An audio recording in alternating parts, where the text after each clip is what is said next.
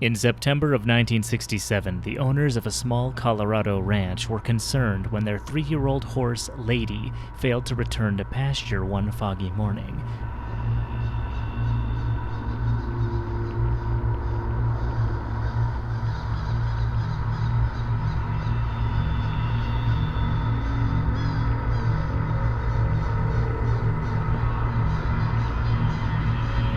What was discovered afterwards would mortify them, and it marked the beginning of a phenomena which has baffled many state governments and law enforcement agencies throughout the 1970s.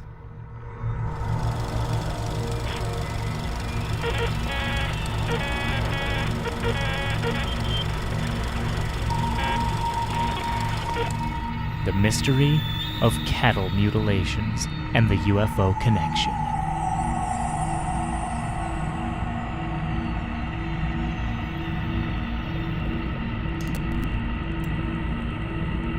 Lady had exhibited what would become hallmark traits of the phenomena. The skin and muscle tissue of the head was removed down to the bone in a clean, surgical fashion. No blood was found at the scene. In fact, it was entirely drained from her body. There were no obvious signs of struggle or predation, and all the while, a strong medicinal odor pervaded the area. But what's more strange were reports of mysterious lights in the sky the night before. But what is the UFO connection? Well, to understand that, we're going to have to go back to 1972 with the introduction of the Hynek scale, named after famed astronomer Joseph Allen Hynek. Hynek had developed the 3 classifications which would become known as close encounters, which would be later added upon by others, forming a total of 7. Close encounters of the first kind. Sighting of an unidentified object within 200 yards. Details can be discerned, confirming the presence of an anomalous object. The second kind is evidence. Oftentimes, there will be residual effects of where the encounter transpired, such as crop circles or unusual radiation levels.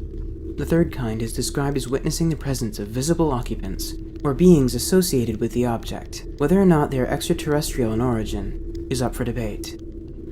The fourth kind is abduction. The witness is taken from the area or their home and vanishes for some time. Most often, the encounter is misremembered or simply forgotten, as if by some induced amnesia.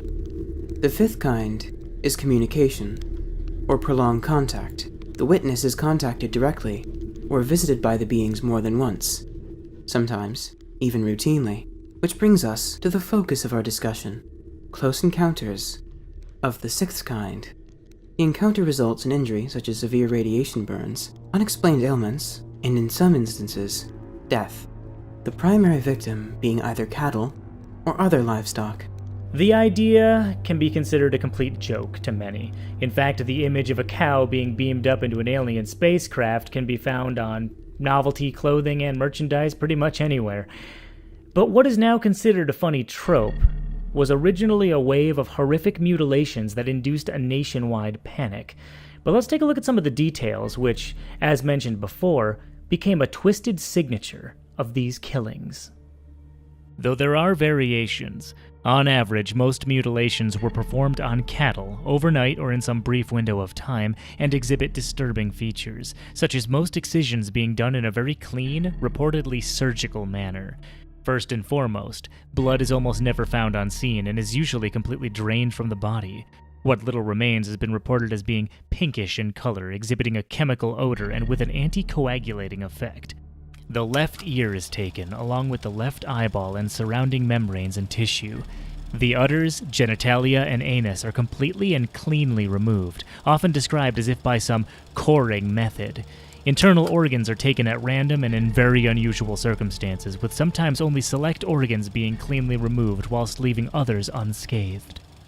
Some reports have even described the organs being in an unnatural state, like being completely white in color as if bleached or having the consistency of peanut butter.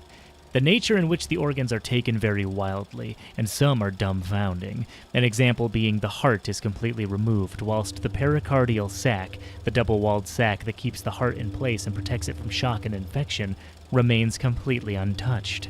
Another common feature is how other livestock refuse to go near the remains, and oftentimes household pets exhibit extremely unusual and apprehensive behavior in the wake of the event.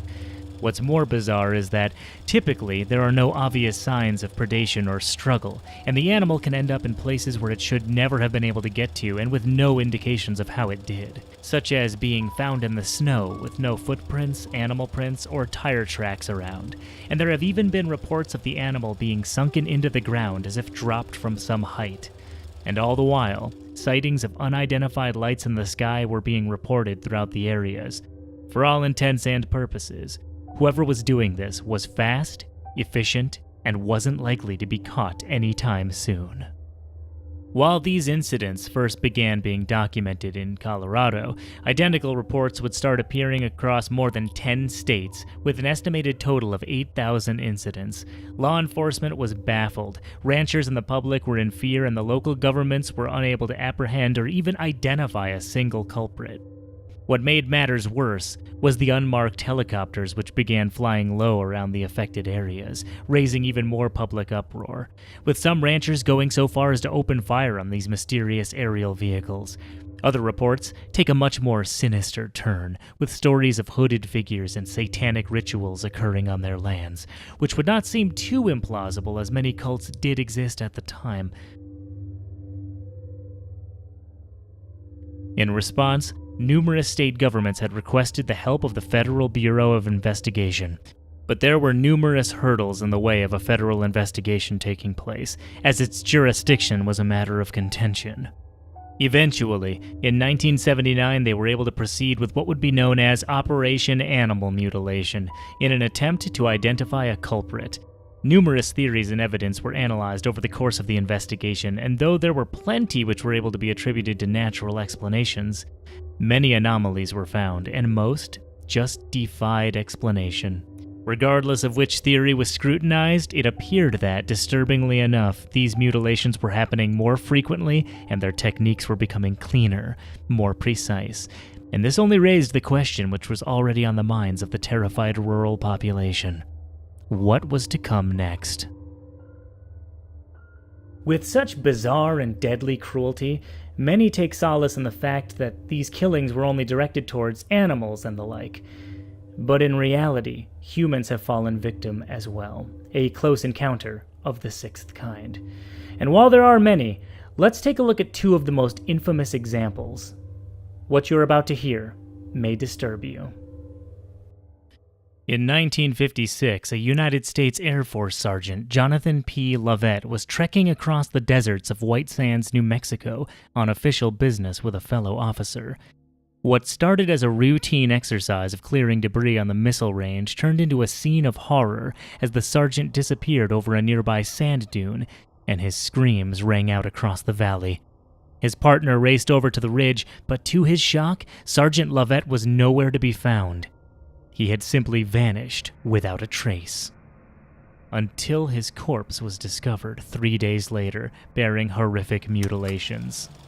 His clothes were missing, and his blood had been completely drained.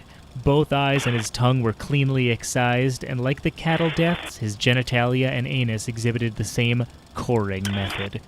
The official story claims he had died of exposure after becoming lost in the desert. But the devil is in the details.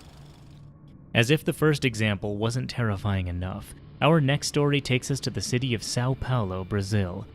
In the fall of 1988, authorities had discovered the body of an unidentified man on an island within the Guarapiranga water reservoir. They were completely at a loss, as there were no signs of a struggle, and the body exhibited no signs of any restraints being placed on it. In other words, no one else could have been present for what had transpired there. Both of his ears were removed with a clean excision, and the entirety of the internal ear was also excised in the same manner. Eyes and surrounding tissue were removed, as were his lips and tongue. Semi-large round holes were punctured into his armpits, and his whole body was covered with what were described as cookie-cutter-like round excisions. Autopsy had revealed that there was severe cerebral edema, an accumulation of fluid in and around the brain. The autopsy also revealed something incredibly disturbing. Most of these excisions all displayed clear signs of vital reaction, meaning he was alive when most of them were performed. The cause of death? Cardiorespiratory arrest caused by extreme pain. As time went on, so too did the mysterious deaths of cattle, and to this day there are still reports that come in from all over the world. Whether or not it's the work of extraterrestrials is, again, up for debate. After all, skeptics say that most of these mutilations can be chalked up to natural causes, such as predation or scavenging or just decomposition in general, and for the most part, these theories hold up.